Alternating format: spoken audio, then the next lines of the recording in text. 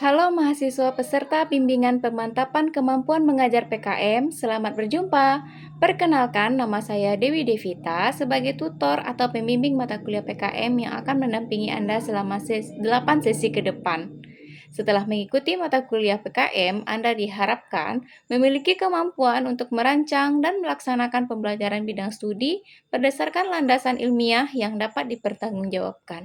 Oleh karena itu, topik-topik yang akan dikaji oleh mahasiswa meliputi perencanaan pembelajaran bidang studi, penilaian diri sendiri, rencana pembelajaran dengan mengacu pada rambu-rambu pengembangan RPP secara nasional, perbaikan rencana pembelajaran berdasarkan hasil penilaian teman sejawat senior atau supervisor 2, pelaksanaan pembelajaran berdasarkan rencana yang telah diperbaiki, penilaian pelaksanaan pembelajaran oleh diri sendiri, serta uraian tentang bagaimana menuangkan capaian kemajuan diri dalam melaksanakan pembelajaran.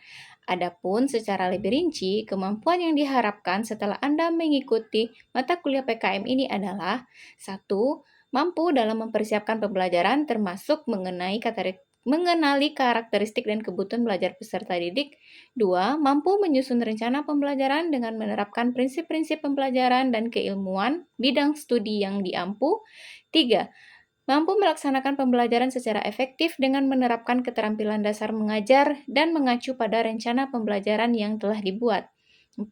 Mampu mengidentifikasi kelebihan dan kelemahannya dalam mengajar melalui refleksi. 5.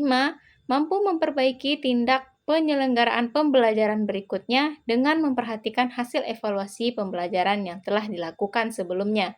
6. Mampu mempertanggungjawabkan keputusan dan tindak pembelajaran yang dilakukan berdasarkan prinsip-prinsip keilmuan pendidikan di tingkat sekolah menengah. Perlu diketahui bahwa mata kuliah PKM merupakan mata kuliah praktik. Artinya, nilai sepenuhnya diperoleh dari nilai kegiatan praktik, nilai ujian praktik, dan nilai laporan akhir PKM. Untuk mencapai kompetensi di atas, maka pembimbingan PKM dilakukan melalui asinkronus dan sinkronus. Pembimbingan asinkronus dilakukan melalui laman e-learning dan pembimbingan sinkronus dilakukan melalui tutorial webinar atau TUWEB. Mata kuliah PKM memiliki tugas praktik menerapkan 8 keterampilan dasar mengajar yang dituangkan dalam 8 RPP yang harus dikerjakan mahasiswa mulai dari sesi 1 sampai 7 dan 2 RPP untuk ujian praktik PKM dan menyusun laporan PKM yang pada sesi 8. Secara lebih rinci, tugas dan pembimbingan yang dilakukan mahasiswa selama mengikuti mata kuliah PKM ini adalah sebagai berikut.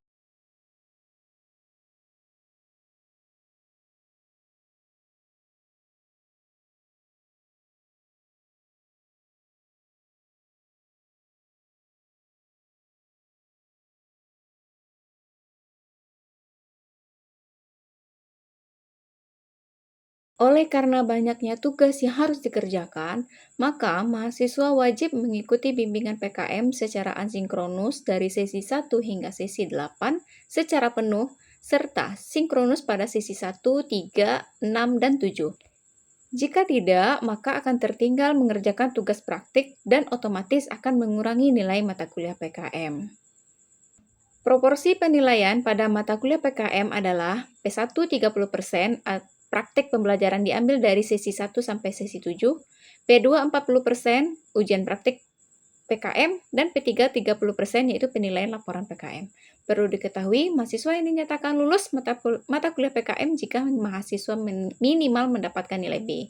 Sumber belajar utama mata kuliah PKM adalah modul cetak ataupun online IDIK 4304, Pemantapan Kemampuan Mengajar atau PKM PGSM yang dapat diakses melalui website pustakaut.ac.id. Tugas dan kewajiban pihak terkait mahasiswa, UPBJJ, teman sejawat senior, supervisor 1, atau tutor atau pembimbing dan penguji dapat dilihat pada RBV Panduan PKM bagian 2 terkait penyelenggaraan PKM pada panduan. Untuk alat penilaian kemampuan guru atau APKG 1 dan APKG 2 dapat dipelajari pada bagian 3, alat penilaian PKM PGSM atau tertera pada sesi 8. Selamat melaksanakan praktik PKM. Semangat!